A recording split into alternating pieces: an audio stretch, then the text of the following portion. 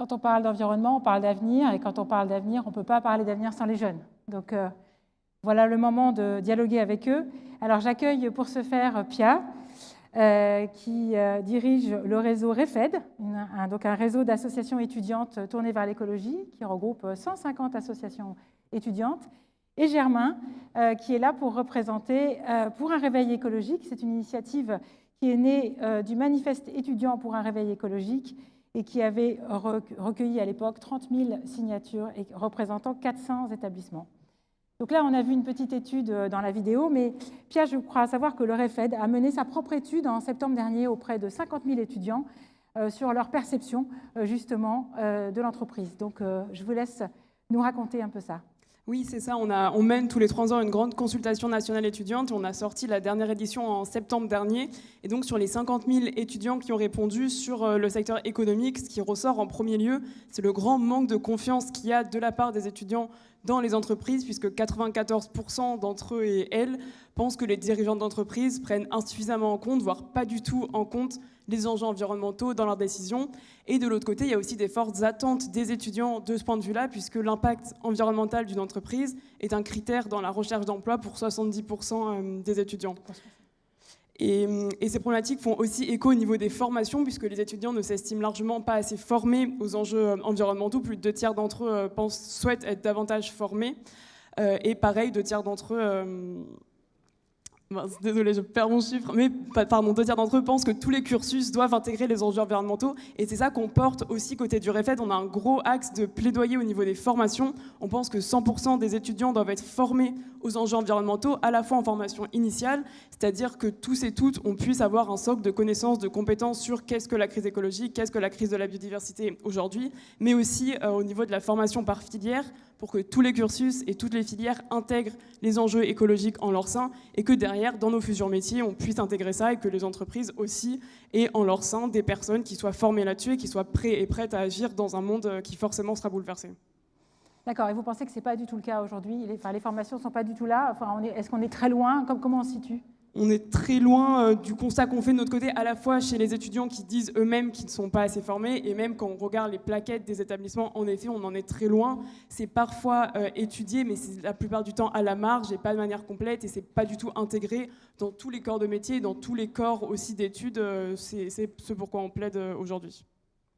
D'accord, merci Pia. Germain, moi je voudrais vous entendre, bonjour, je voudrais vous entendre un petit peu sur vos attentes sur le monde de l'entreprise. Hein, un petit peu, je trouve que les résultats de l'étude qu'a communiqué Pia sont quand même assez parlants. Je voulais savoir un petit peu ce que vous aviez de votre côté à nous dire sur ce sujet-là. Oui, complètement. C'est vrai que les résultats dont parlait Pia sont vraiment très parlants. Vous évoquiez tout à l'heure notre manifeste. Notre manifeste, il dit quoi? Il dit qu'aujourd'hui, les étudiants qui l'ont signé refusent de s'engager auprès d'employeurs qui n'ont pas une trajectoire écologiquement et socialement soutenable. Alors, c'est vrai que suite à ce manifeste, c'est monté le collectif Pour un réveil écologique. Et dans ce collectif, on travaille sur les 2 aspects que vous évoquez, Pia, à savoir le premier qui est l'enseignement. On cherche à intégrer au mieux dans l'ensemble des formations les enjeux écologiques. Et un second aspect qui est celui des entreprises, où en fait on cherche à aiguiller les jeunes diplômés qui sortent du coup d'écoles et d'universités vers des employeurs ayant des trajectoires écologiquement et socialement soutenables. Et pour ça, on met en place un certain nombre d'outils. On va aussi porter des plaidoyers auprès des décideurs économiques, politiques et académiques. Mais là, j'ai que quelques minutes, donc moi, on a un message à faire passer aujourd'hui à l'ensemble des dirigeants qui peuvent nous écouter. C'est vrai que l'urgence climatique et écologique qui aujourd'hui commence à vraiment faire ses preuves, même si on vit dans un monde qui pour le moment reste relativement agréable, il ne faut pas perdre de vue que pour les étudiants, c'est quelque chose qu'on a clairement en tête, et que donc l'ensemble des étudiants qui sortent aujourd'hui de grandes écoles, ils sont de plus en plus nombreux à vouloir se tourner vers des employeurs qui ont des activités écologiquement utiles. Il ne s'agit pas du tout d'un mouvement isolé, mais bien d'une dynamique de fond. Et ce choix aujourd'hui, il est croissant, massif et pragmatique. Mais attention, il ne faut pas forcément s'y méprendre. Quand je dis écologiquement utile, il ne s'agit pas de mettre en place le dernier grille-pain connecté innovant dont on va chercher à amoindrir l'empreinte carbone, pas du tout. On est nombreux à penser, par exemple, qu'aller travailler en vélo pour construire des centrales à charbon, ça n'a aucun sens. Alors voilà, aujourd'hui, ce tableau il est un petit peu sombre, mais j'ai une bonne nouvelle, on a pu le voir tout l'après-midi. Il y a un ensemble d'organisations, que ce soit la BPI, l'ADEME et d'autres, qui mettent en place un certain nombre d'outils pour faciliter cette bifurcation vers des activités écologiquement utiles. Donc ça, c'est le premier point. Mais le second point, c'est plus en termes de recrutement. Aujourd'hui, les entrepreneurs qui nous écoutent, que ce soit les patrons de TPE, PME ou ETI, n'ont pas forcément les moyens de payer les grosses campagnes de recrutement que peuvent se permettre les grands groupes auprès des grandes écoles. Et il faut savoir que si elles mettent en place vraiment et réellement cette bifurcation, qu'elles nous le prouvent, elles n'auront pas besoin de le faire puisqu'elles vont avoir elles vont recueillir un nombre de candidatures colossal. Et ça, c'est quelque chose qu'on observe réellement. Les exemples ne manquent pas d'entreprises qui aujourd'hui ont fait ce choix et dont les candidatures aujourd'hui abondent considérablement. Et à contrario, d'autres qui refusent de prendre le pas de cette transition et qui prennent part à l'immobilisme qu'on peut trouver dans certains groupes et du coup qui peinent à recruter. Donc voilà, aujourd'hui, si j'ai un message, c'est vraiment celui-ci. C'est-à-dire que si vous faites le choix de la transition, vous n'aurez aucun problème de recrutement. Vous n'êtes pas comme les grands groupes, vous avez, vous, la possibilité d'être agile, adaptable et réactif. Et ces trois qualités, qui sont vraiment des qualités pour les enjeux auxquels nous faisons face, nous, on y est très sensible et on y est vraiment très réceptif. Et ça, il ne faut vraiment pas le perdre de vue. Donc voilà, moi je serais ravi d'en discuter avec vous plus amplement et aussi pour connaître les différentes problématiques de terrain auxquelles vous faites face. On sait très bien que nous, on a des demandes en tant qu'étudiants, on passe certainement à côté d'un certain nombre de choses, mais aujourd'hui, voilà, vous avez la possibilité, vous, de prendre le pas, les outils existent et sachez que derrière, les étudiants suivront. Merci beaucoup, je vous ai trouvé très convaincant, très engagé. Je pense que les chefs d'entreprise vous ont entendu et on aura à cœur, au travers de la communauté du Coq Vert, de vous mettre en contact effectivement avec des chefs d'entreprise parce que, effectivement, voilà, pour qu'on voit comment on peut avancer ensemble. Alors, il y a ce que vous attendez et puis il y a aussi des jeunes qui s'engagent et des chefs d'entreprise qui s'engagent en prenant des VTE verts, donc des volontaires territoriaux en entreprise. C'est pour 12 mois, une mission dédiée à la transition de l'entreprise. Et donc, c'est la rencontre entre un chef d'entreprise qui a une mission à donner à un étudiant et un étudiant qui va, pour cette raison-là, aller dans une PME ou dans une ETI dans laquelle il n'aurait pas forcément été si elle n'était pas en transition. Et donc, je vous propose de suivre en vidéo cette aventure du VTE vert.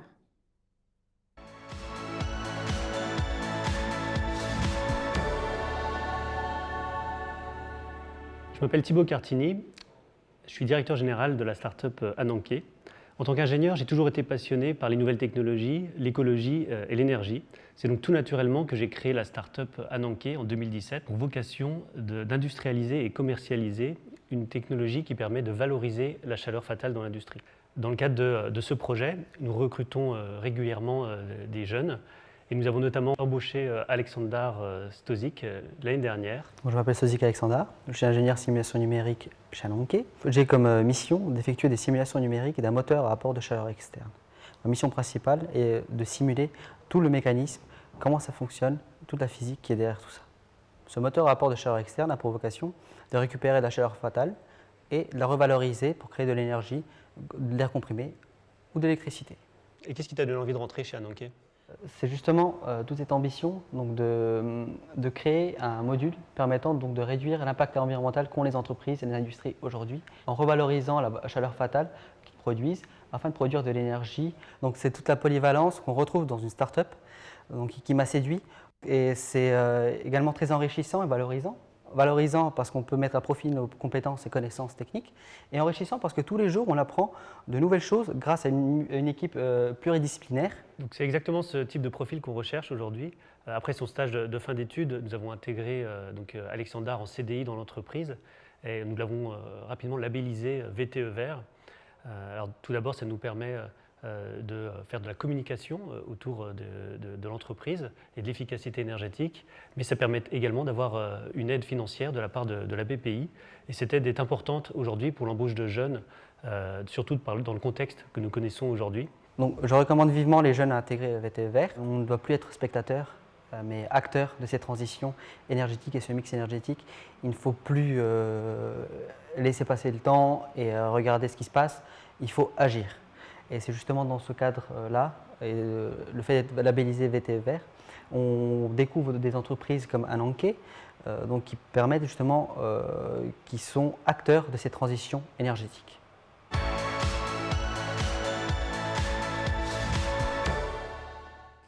Maintenant, nous recevons Christelle Jaffresse, vice-présidente de la Fondation Bureau Vallée. Bonjour Christelle. Bonjour Patrice. Ça va bien? Ça va bien, Tu as merci. vu cette vidéo inspirante d'un jeune? Oui, Donc incroyable. les jeunes, les entrepreneurs, l'aide à la reprise au renouveau de la société française avec les VTE, tu y crois? Bah oui, VTE, ça veut dire jeune. Vert, écologie, ça veut dire avenir. Bah, que les jeunes s'occupent de leur avenir, bah, bienvenue. Et quand on parle de renouveau, si je te dis le mot renouveau, ça veut dire quoi pour toi?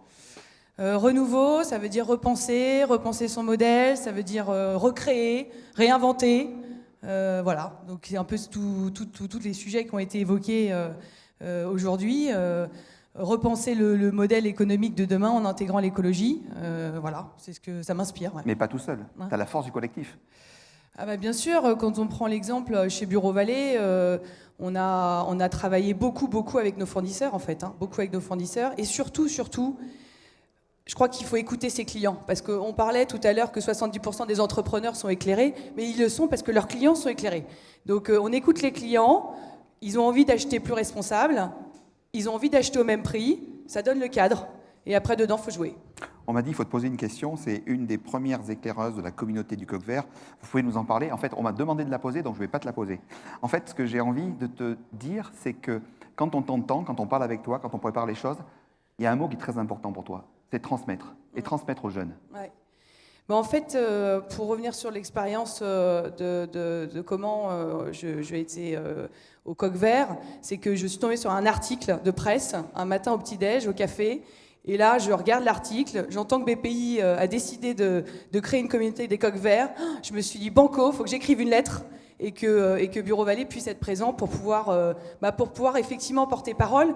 S'il n'y avait pas l'écologie, je ne serais pas là devant vous. Je parle parce qu'on parle écologie et que ça me tient à cœur de pouvoir, que ce soit en pensant à mes enfants, que ce soit en pensant aux jeunes, ou même à moi-même dans 25 ans, de vivre dans un endroit dans lequel on est heureux. Ouais, c'est vrai. En fait, c'est plus important pour toi d'éclairer que de briller. Tu peux le dire comme ça, tout à fait, ouais, tu peux le dire comme ça. Oui, c'est ça. En tout cas, on le sent dans tes yeux, on le sent dans ta voix. Alors, cette communauté des éclaireurs, t'y crois dur comme fer, F-A-I-R-E, parce que justement, t'es quelqu'un qui fait, t'es quelqu'un de concret. Ouais, et pour arriver en fait à passer à l'action, je crois qu'il y a un des secrets, je trouve qu'il faut accepter l'imperfection. Je crois qu'en étant imparfait et en acceptant d'être imparfait, finalement, on s'autorise à agir. Et une des choses sur lesquelles on a beaucoup travaillé chez Bureau Vallée, c'est de dire, bon, ça va être imparfait, ça va pas être bien fait, c'est pas grave. Au moins, on agit, après on ajuste, et moyennant quoi, bon, il y a des choses qui se font. Voilà. Et un autre terme qui a été employé, c'est la simplicité. Il y a des petites choses, quand on parle, les premières actions, on va dire, c'était le vrac, c'était enlever l'emballage des produits. Quand on enlève l'emballage d'un produit, au fournisseur, ça lui coûte moins cher, nous, ça nous coûte moins cher, et au client, ça lui coûte moins cher. Et c'est écologique. C'est quand même pas une révolution, c'est simple. Il faut juste se poser et se dire, voilà, si on veut faire écologique, économique, en restant simple, quelles sont les premières actions qu'on peut faire? Voilà. Nicolas Dufourcq dit souvent donnez-nous vos rêves les plus fous, vous serez surpris des réponses qu'on pourra vous apporter. Toi, ton idée un petit peu folle, c'était de créer les bergers. Tu peux nous en parler? Ouais, alors c'est un peu fou, c'est vrai. En fait, j'ai créé il y a quelques mois le réseau qui s'appelle Les Bergers. Le réseau Les Bergers, c'est un réseau d'agriculteurs au service de la valorisation de ce métier. C'est-à-dire qu'après mon passage chez Bureau Vallée, à travailler énormément sur l'écologie, et sur l'économique, évidemment, je me suis dit, qu'est-ce que je peux faire pour contribuer encore plus à faire en sorte que les choses bougent? Je ne connais rien à ce métier, j'ai une vraie envie, une vraie détermination, et je me suis dit, je vais mettre au profit cette expérience sur un sujet qui me tient à cœur. Et quoi de mieux que l'agriculture? On a besoin de manger. Si ce n'est pas le plus vrai vieux métier du monde, si tu vois ce que je veux dire. Je crois que c'est le premier métier du monde, de se nourrir. Et donc souveraineté alimentaire. Deuxième chose, évidemment, écologie, prendre soin des hommes, les agriculteurs qui prennent soin de la terre, c'est-à-dire du vivant. Je me suis dit qu'il y avait peut-être quelque chose à faire. Ouais. Ouais. On parle parfois de misérabilisme, toi tu l'opposes totalement en parlant d'optimisme. Ouais. Parce que je crois que c'est important quand on est optimiste, quand on est confiant, quand on a une forme de foi, finalement, je crois que c'est ça qui porte le mouvement. C'est ça qui fait qu'on va agir et qu'on va se dépasser. Donc pour moi, c'est important. Et justement, tu disais auparavant, écologie, économie, en fait, c'est pas antinomique. Non, c'est très complémentaire. Ouais, c'est très. Enfin, oui, ça l'est. Je pense qu'aujourd'hui, en tout cas, et c'est vrai que ça a été souvent évoqué lors des interviews qu'on a pu voir, ça a été souvent évoqué. J'aurais pas dit ça il y a 10 ans, 15 ans. Mais aujourd'hui, il y a plein de choses sur lesquelles, en faisant des choses simples, on allie les deux. Un autre exemple, ça va être. Je vais pouvoir citer, par exemple, nous, on vend du matériel informatique chez Bureau Vallée. Donc, c'est tout ce qui est imprimante, téléphone. Bon, bah, les clients, qu'est-ce qu'ils veulent? Ils veulent une imprimante. Si elle peut coûter moins cher, parce qu'on sait que l'informatique ça coûte cher, bah, c'est mieux. Et si ça peut être écologique, c'est encore mieux. Bon, bah, dedans, il y a quoi? Bah, possibilité de faire de l'occasion. Voilà, occasion. 2, possibilité de faire de la réparation. Et aujourd'hui, toute la chaîne, que ce soit fournisseurs, que ce soit nous, distributeurs et clients, ils sont prêts à ça. Et donc, du coup, maintenant, aujourd'hui, on fournit du matériel informatique moins cher et écologique. Voilà. C'est ça. Si je donne 2 mots, souveraineté alimentaire, tu me réponds quoi? Le réseau Les Bergers. Le réseau Les Bergers. Qu'est-ce que je te... De la bienveillance derrière ça. Oui, beaucoup de bienveillance. Il y a la bienveillance, il y a une forme d'autonomie aussi. Hein, on pense à la France, hein, donc on n'est pas dans une période, on est quand même dans une période un peu atypique, confinée. J'ai noté tout à l'heure qu'il y a quelques minutes qu'il neigeait. Oui. On est le 6 avril. On a 6 jours de retard sur les jubilés de mars. Voilà, il nous en reste 3500 jours. Bah, c'est un sujet. Et il y a 3 jours, il faisait 24. Alors justement, Ouais. on est en pleine campagne en ce moment, une campagne où on a fait parler le climat. Le climat a véritablement maintenant une voix encore plus forte depuis ce jour ici. Quand on met climat, cherche, patron, militant, ça t'inspire quoi, toi, en tant que patronne? Et militante à la fois d'ailleurs. Ouais, et militante, et tout en voulant rester très dans l'équilibre, c'est-à-dire que on parle depuis un petit moment d'associer les deux, économie, écologie, de ne pas les opposer. De patron militant, en fait, de patron tout court. Parce qu'un patron qui a envie de faire du business, il faut qu'il fasse de l'écologie. C'est évident. Il n'y a pas de débat. Non, il n'y a plus de débat. Il y en avait, il n'y a plus de débat. Voilà, il n'y a plus de débat. Tu as vu sous notre logo, il y a marqué « Servir l'avenir ». Et justement, pour faire rayonner un futur durable, tu le vois comment, ça? Rayonner un futur durable, c'est de faire en sorte que toutes les entreprises, quelles qu'elles soient, enfin tous les humains en fait, hein, enfin tous les organismes composés d'humains, c'est notre planète à tous, puissent à chacun son niveau contribuer à ça et contribuer à un avenir radieux. Et je suis très attachée au fait de considérer, de ne pas attendre que l'autre doit bouger et l'autre doit bouger et l'autre, non, il n'y a pas d'autre, il y a soi. Il y a là où on est, et on bouge soi, et les autres bougeront quand ils seront prêts, quand ils pourront, mais voilà, attendons pas l'autre qui attend l'autre qui attend l'autre. Non. Voilà, et justement, en préparant une société plus résiliente, faite par soi-même, en prenant ses propres responsabilités, en se dédouanant pas sur les autres, c'est ça un petit peu. Et en fait, ce modèle économique, écologique, environnemental, on est en train de pousser tous ensemble à travers cette journée, et je remercierai jamais assez Nicolas pour l'avoir lancé, Anne Guérin, Pascal Lagarde, qui sont les porte-drapeaux avec tout le comité exécutif de ça, et justement, accélérer la TE. Si tu avais un message, parce que toi, tu es en plein dedans, tu as été éclaireuse avant les autres, tu vas leur dire quoi, face à la caméra, à tous ces chefs d'entreprise qui nous écoutent et qui nous regardent? Il faut écouter ses clients. Je vous assure que si on écoute les clients vraiment, je le répète parce que c'est les clients qui décident, c'est eux qui achètent, c'est eux qui ont le pouvoir. Donc écouter ses clients et trouver des solutions les plus simples possibles en s'autorisant d'être imparfait pour pouvoir faire cette transition écologique. La deuxième chose, je crois qu'on peut dire aujourd'hui et qu'on ne pouvait pas dire il y a 10-15 ans non plus, c'est qu'aujourd'hui il y a énormément d'aides financière. Il y a l'ADEME avec sa démarche plan d'action, la BPI avec ses financements, le gouvernement. Enfin, il y a quand même des sources aujourd'hui de financement qui foisonnent. Et donc finalement, quand on y met un peu de méthode, accompagnée par tous ces organismes, du financement, évidemment avec des gens éclairés, ça y est, on y va quoi. Donc tu es un peu un bel exemple de cette génération d'entrepreneurs, hashtag même pas peur. Celle qui ose, en fait, tu es un peu comme ça, Christelle. Celle qui ose, qui invente, qui entreprend. Tu veux rajouter quelque chose par rapport à ça? Oui, que tous les jours j'ai peur. Ah, la gestion de la peur, alors justement. Ouais, que tous les jours j'ai peur, que je le fais, mais non, bien sûr que j'ai peur. À chaque fois que je lance une innovation, à chaque fois que je me lance dans le réseau des bergers, je me dis, mais là, où est-ce que tu vas? Voilà, mais je le fais quand même, parce que je pense que ça me dépasse, en fait. Ça doit dépasser l'individu. Il faut que ce soit plus fort que ça, en fait. Voilà, donc je le fais et puis on verra bien. Dépasser. Mais en fait, toi, tu es passionnante. En fait, il y avait des questions de prévues, je ne te les ai pas posées. Tu avais des réponses de prévues, tu n'as pas répondu. C'est ça. En fait, moi, je crois beaucoup à une chose, ça s'appelle l'inattendu, ça s'appelle la vie.